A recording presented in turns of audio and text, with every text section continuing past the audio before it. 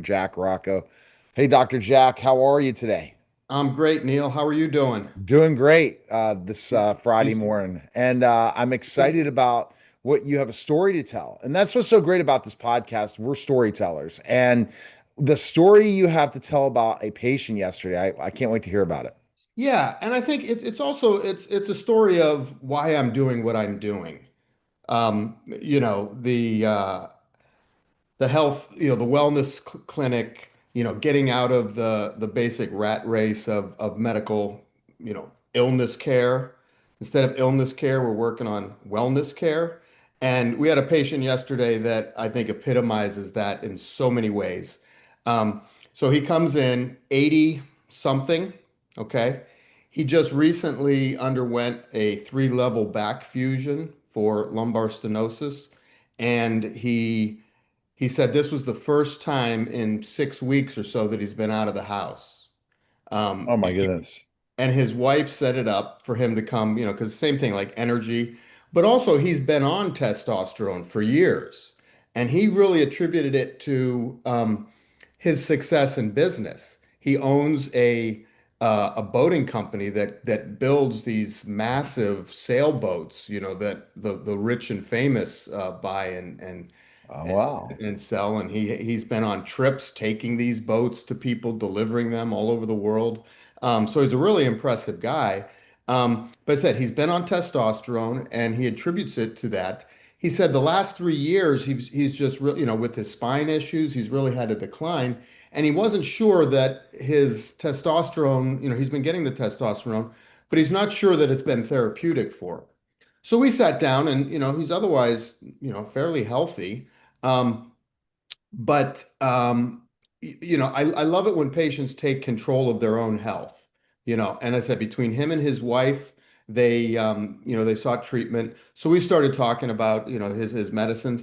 We converted him to the cream from he was on the injectable testosterone. Mhm. And when I talked to him about it, I'm like, do you like that? He's like, well, I don't know. I mean, I said, well, if I could give you a cream and you wouldn't have to worry about the needles, would you prefer that? And he's like, oh yeah, absolutely. And we're getting the same levels, and we get the same levels with the cream as you would with the injectables, minus the needles, minus the disposal, minus the added expense, and just having to keep it refrigerated. So many things with the injectable that just make it inconvenient. So anyway, so he was right back on par with that. But like I said, I love that I could sit and have a conversation with the guy and get to know him, get to understand him. That's the best way to know your patients. And I grew up with that kind of mentality. I mean, I always knew my patients. I was always my friends were my patients were my friends. And I can't tell you how many patients I've had in my house, because they either were friends to begin with or became friends afterwards. And, I mean, I love that relationship. I mean, I think that's a true, genuine community relationship when, it's not doctor patient, it's man man, it's man woman, it's human to human. And, I just happen to be their physician. I'm sure they have a bank, a financial planner. They've got, a baker, a car repairman, and I see no reason why you can't have relationships. But that's when the true care comes out.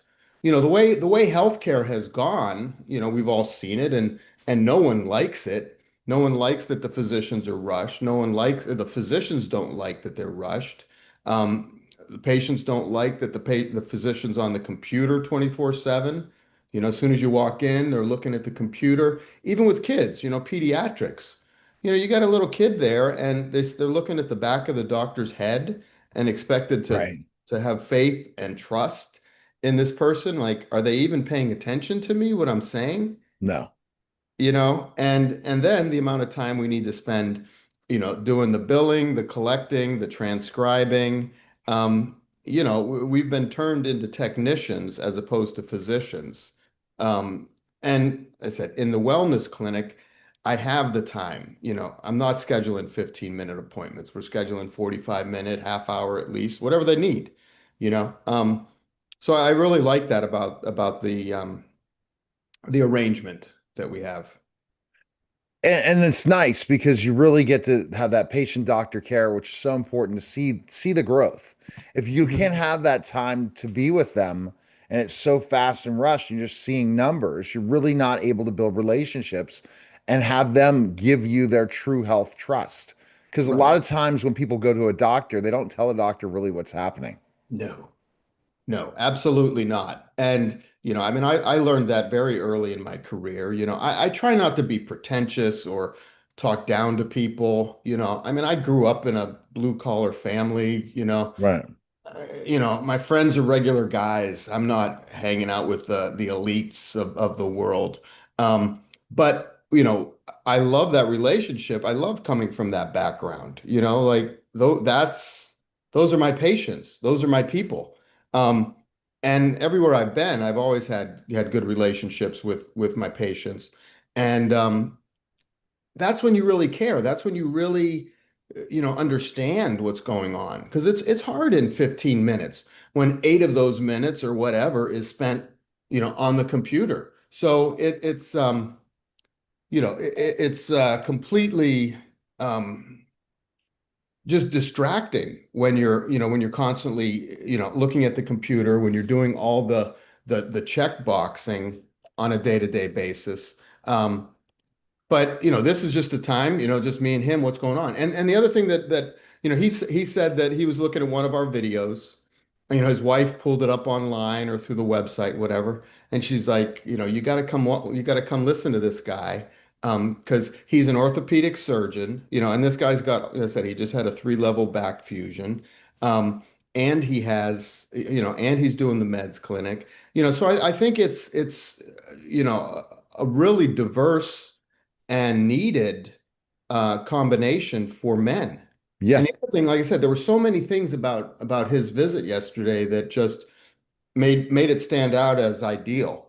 He came in and I said, well, he told me his wife made the appointment. And sometimes, I like it when the man and woman come in together and they're talking about their sexual wellness or they're talking about whatever, the man's health, because guys will sometimes, I don't want to say lie, but downplay it. And I've been in that situation where guys, like, how's your shoulder? Well, it's not so bad. And then the wife chimes like, what do you mean? You're up tossing and turning all night, so but anyways, he wanted the privacy.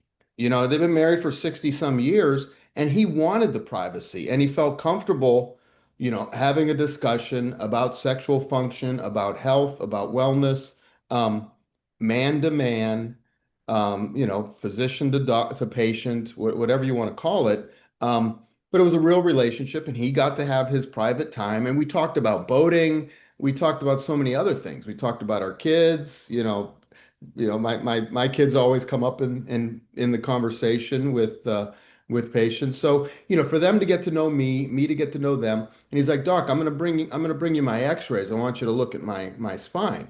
And I've done spine surgery for a good deal of my career. But it's not something I currently do, but I will know who to send him to.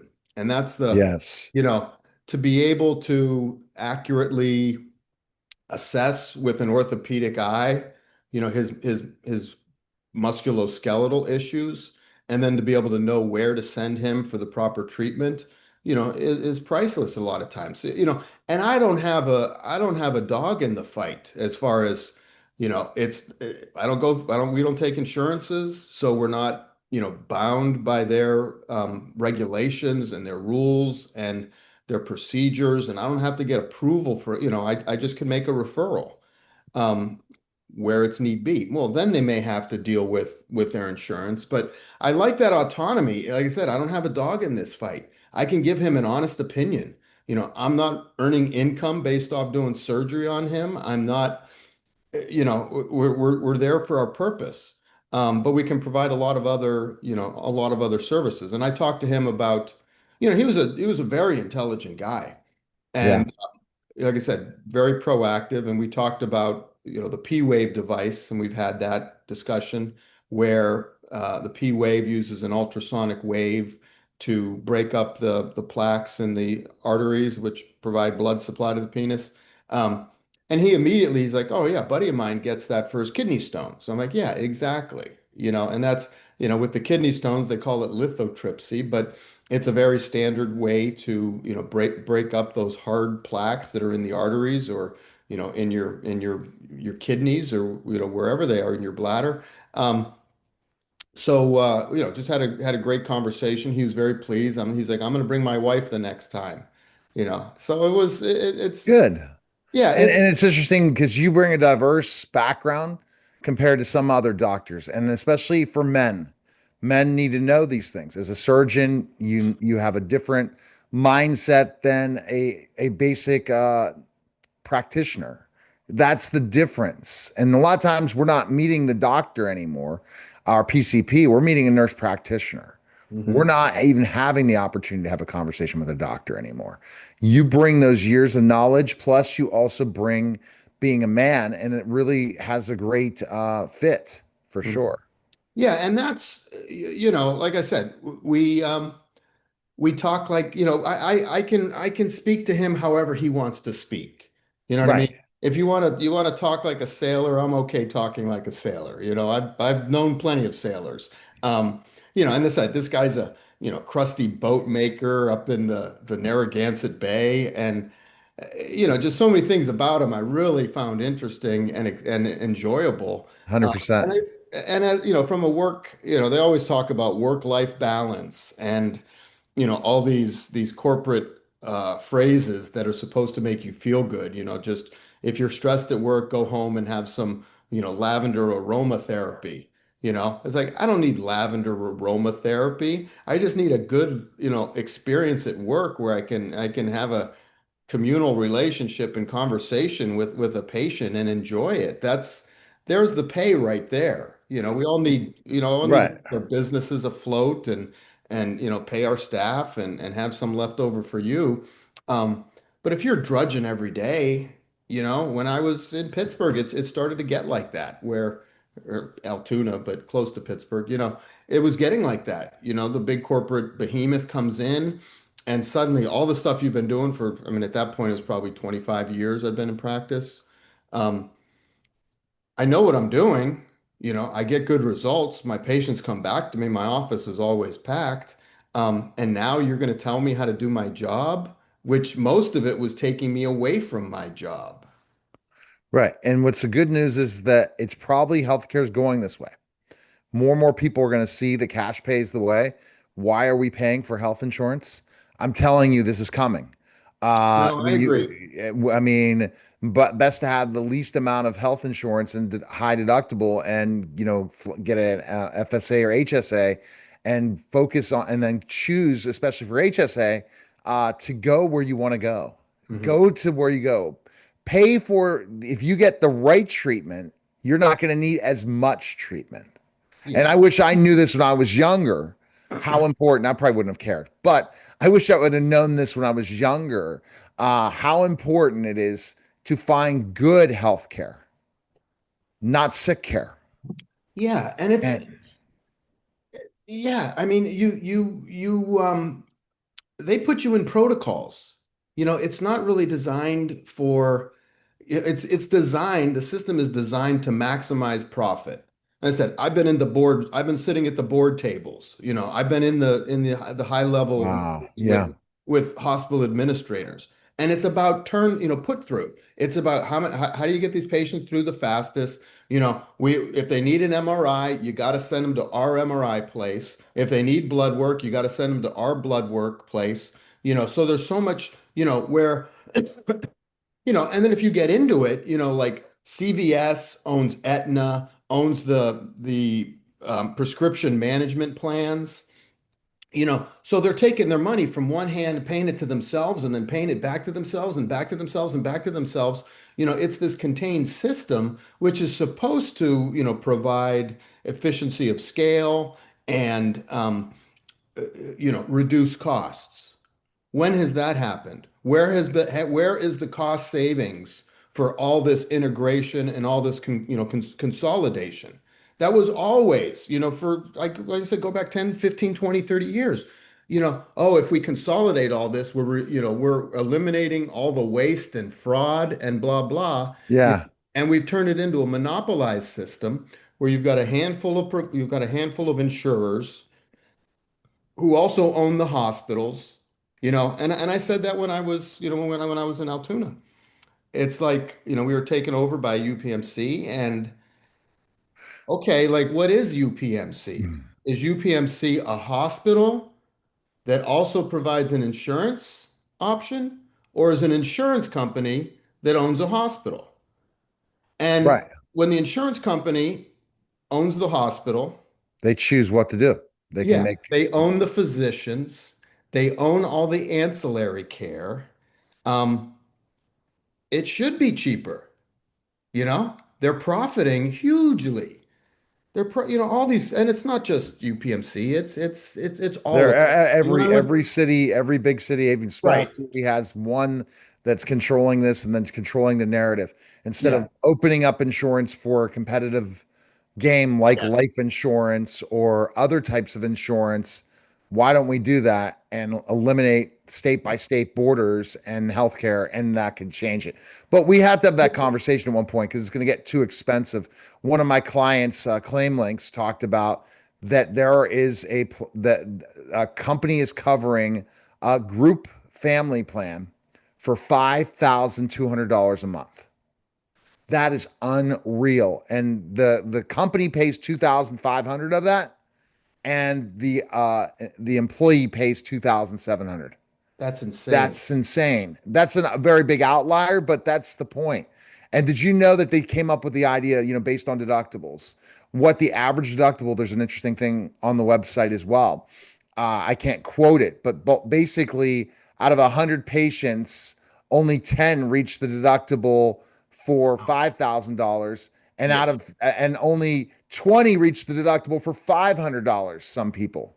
Yeah. So it They absolutely know that. They know that in advance. They have all those actuary tables. That's known information. You know what I mean? Like that's why they plan it that way. And I've said that, between what you pay for in your premiums, your premiums are expensive, your deductible's expensive, and most people don't go to the doctor. you know no. and I've seen this through my whole practice. Like there's a percentage of your practice, a large percentage, that are frequent flyers. And same thing with the emergency room. There's a percentage of patients that are frequently, we anytime you work in an emergency room, you get to know those patients. They come in because they overdose. They come in because they've got ulcers where they shoot up their heroin. They come in at 3 in the morning after they've been to the bars for a Tylenol, and they don't have Tylenol. They know they're going to have a headache in the morning because they've been out drinking all night. I can't make this stuff up. Can't make this stuff up. So they come to the emergency room after on their way home from the bar. They stop in the emergency room because they've got a headache and they want a Tylenol. Literally, this Yeah. was Philly frequently. So anyway, so the vast majority of healthcare is utilized by a small segment of the population. And the regular people who pay for their insurance, who pay for all this stuff, rarely go to the doctor. I can't tell you the last. I went to the doctor when I was having my flare up of I had a rheumatologic flare up from the COVID vaccine. Yeah. And that was 4 years ago. That's the last time I've been to a doctor. Um, and I know doctors, so my experience is probably a little different. Um, but the point is that your average person is not spending time in the hospital, in the physician's office. No. There's those frequent flyers that frequently use it, but they don't have high deductible plans. The people with high deductible plans don't go to the doctor. They're proactive, they're preventative, so it's a system that's Completely broken. it capitalizes off those dynamics and off those, the logistics of it to maximize profit. And it said, but it's like the insurance company owns the hospital, owns the physician practices. You're not seeing a physician. The physician is co-signing on two or three other nurse practitioners or PAs. He's not seeing those patients. He's not reading all those notes, No. you know. And I can make a mistake. That's if you're not humble in this business, um, you know, th- it doesn't matter who you are. There's always human error. You can't be all knowing. You can't be, have the answer for everything. You play the odds. And that's where experience comes, is that you lower your odds so that your odds are within a reasonable range. And, if your odds, you get your, but you also don't have just, it isn't like you have one chance to get the diagnosis correct. No, not at It's all. like, here's an 80% bet. Okay, here's an 80% bet. I'll take that bet every day. So you come in, you tell me your problem, like, okay, it could be a list of 1,000 things, which is what you'll find on the internet or AI. It could be, I've got nausea, I've got malaise, I've got brain fog. You could have 100 diagnoses. Okay, it's flu season. You got a sniffle. Your spouse had a flu. It's likely the flu. Let's go with flu. So you play those odds. I mean, this is the physician mindset. Um, let's try this and come back in 2 weeks and we'll see. It's like, oh, no, doc, it's getting worse. Okay, if it's not the flu, what's the next tier? What's the next tier? Yeah, and so Let how me much send do you you to, remember from medical school, and especially if you specialize in one thing, to look it up? It's very helpful what is involved now with AI, but also with research. You can figure all that research out, but you just have to kind of be an investigative, but yeah, that's but why the it's, specialist. Go ahead. yeah, AI is certainly useful for, a plethora of information. But when you get information overload, it's like, if you're Tom Brady, you don't, you know who's open, who's likely to be open. You know the coverage. You go with your high return. That's life. If you're an investor, you know that it's a cyclical market, and you know that commodities are going to be coming back. You play your odds with most things in life. But like I said, if you're supervising two or three nurse practitioners or physician's assistants, who knows what their experience is, who knows what school they went to, what hospitals they trained at, it's very hard for you to supervise all those people. And like I said, if I can make a mistake, they certainly can make an error. They No have less, doubt. they have less experience, they have less training, they didn't go through the same weed out process, and that's what people, yeah, everyone can look up AI, but what are you going to do with that information? People bring me their reports all the time, and they're like, oh, it says this and this, and what are all these words? It sounds, you've got to, Because they don't know how to prompt. You got to give.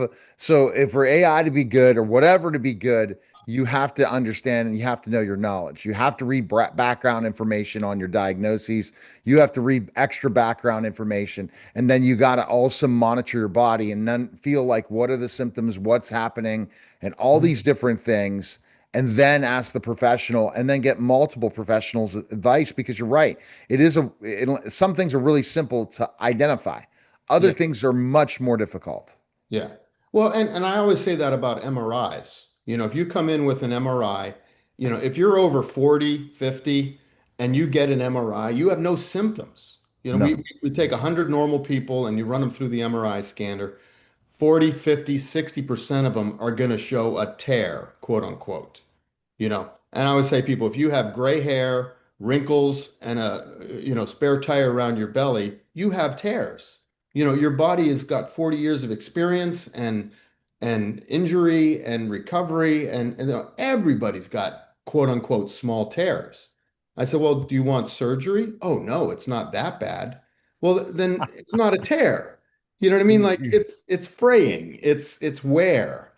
But I said people will come in and the X-ray report will say, tear of the supraspinatus, tear of the infraspinatus, small tear of the teres minor, degenerative changes within the glenoid, right.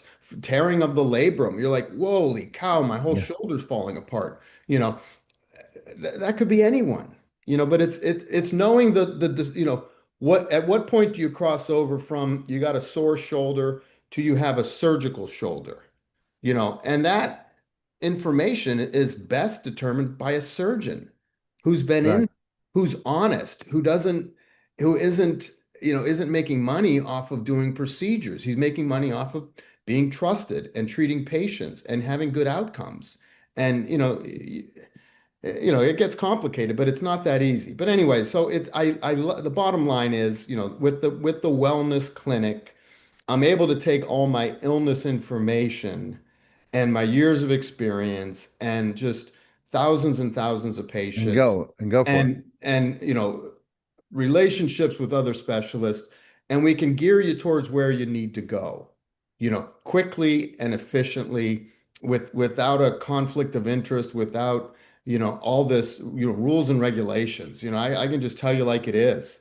And that's a huge convenience. It's a huge efficiency. And I think you're right. I think, the at some point the groundswell of frustration and okay, show me the Right. savings that you've been telling me about. Show me the savings because Yeah. every year it goes up and every year everyone's salaries go down. But the executives and the stock prices continue to go up. Show me the 100%. savings. At some point, someone's going to, call them out on this or realize that, you know what, instead of spending $2,500 a month on my insurance, why don't I go see a doctor who knows what they're doing? Right. Can prevent these problems from occurring, can stop them from happening. There's your answer right there. My grandfather, the old phrase, an ounce of prevention is worth more than a pound of cure, Ben Franklin. Yeah. My grandfather had a little twist on it. He's like, Jack, he's the Italian guy, always with the hands. He was like, Jack, what they say, an ounce of prevention is worth more than a pound of cheese. All right. I Okay. don't think it was All cheese. right. I think it's something else. But All anyway, right. People can prevention schedule is a call important. with you very easily by going the ultimate men's we got to get movement.com. We got to create that. The ultimate men's clinic.com. There, it's in New Bedford, Massachusetts.